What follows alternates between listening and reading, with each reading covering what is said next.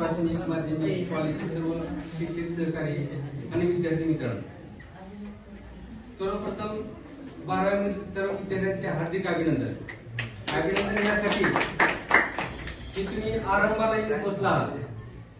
कुठल्याही वर्षाचा शेवट हा नवीन वर्षाचा आरंभ असतो पहा, तेव्हा आता वेळ आली आहे ते अभ्यास करण्याची, कष्ट करण्याची।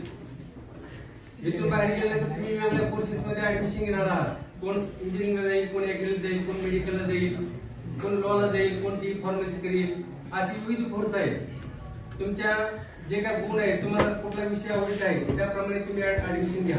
आपला मित्र चालला म्हणून त्याच्या मागे जाऊ नका। तुम्हाला विविध संधी येतील त्या संधीचं सोनं करा।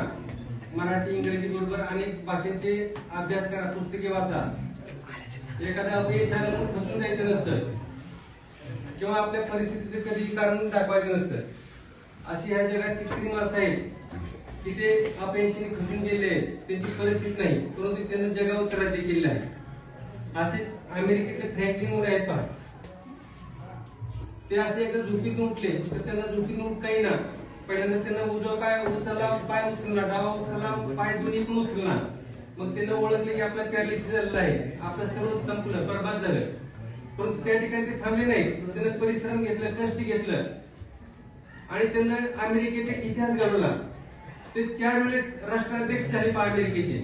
असा इतिहास कोणीही घडवू शकलो नाही। असे अनेक भरपूर माणसं आहेत। आपल्याला जर आदर सांगायचं म्हणजे आपल्या इथे जायचं, बाहेर जायची काय गरज नाही।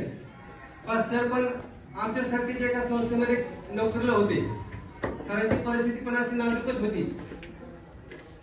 सरांना नोकरी करताना ठरवलं की आपली पण एक शाळा असायला पाहिजे, आपल्या पण शाळेमध्ये मुले असायला पाहिजे, विद्यार्थी असायला पाहिजे।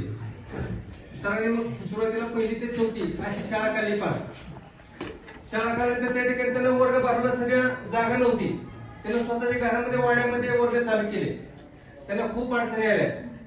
मग अशा अडचणी येताना एक वेळेस अशी मान्यता केली, त्यांना कोर्टामध्ये जाऊन ती मान्यता आली, शाळा चालू केली।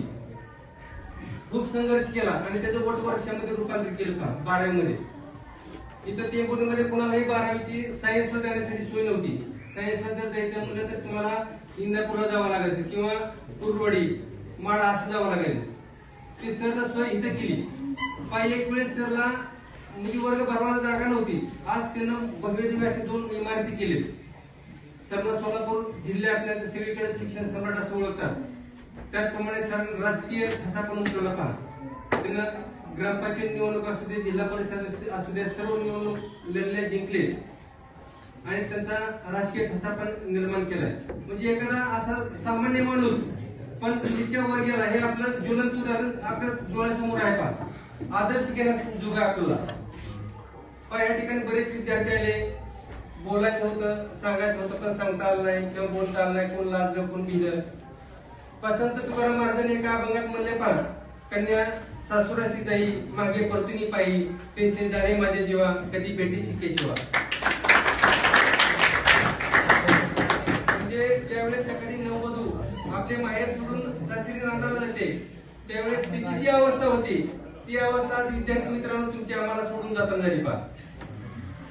आता उद्या जी काय परीक्षा आहे तुमची 12वीची, ती 12वीची परीक्षा सर्वांना सोपी जाऊ आणि एक विशेष म्हणजे कोणी कॉपी करू नका, कॉपी मुक्त परीक्षा द्या। इथंच नाही तर इथं पुढे कुठल्याही परीक्षा असू द्या, सुरुवातीपासूनच सवय ठेवा। नोट्स काढायच्या, व्याख्या असतील किंवा नियम असतील, हे कुठं आपण झोपतो किंवा आरशापाशी ते चिटकून ठेवा। उठता बसता तुम्हाला ते दिसलं पाहिजे, पाठ होतं ते। मग किंवा एखाद्याला मोबाईलची आवड असते त्यामध्ये रेकॉर्डिंग करा, तुमची व्याख्या असतील, नियम असतील, फॉर्म्युले असतील, ते पुन्हा रेकॉर्डिंग ऐकत बसा। किंवा आता एखादा तुम्हाला चॅप्टर समजला नसेल, वेटेज भरपूर असेल त्याला, तर युट्यूबला तुम्ही सर्च करा, तो चॅप्टर येतो तो तुम्ही ऐका। तुम्हाला त्या ठिकाणी पूर्ण चांगले शिक्षकापेक्षा ते चांगलं समजून सांगतात, तुम्हाला माहिती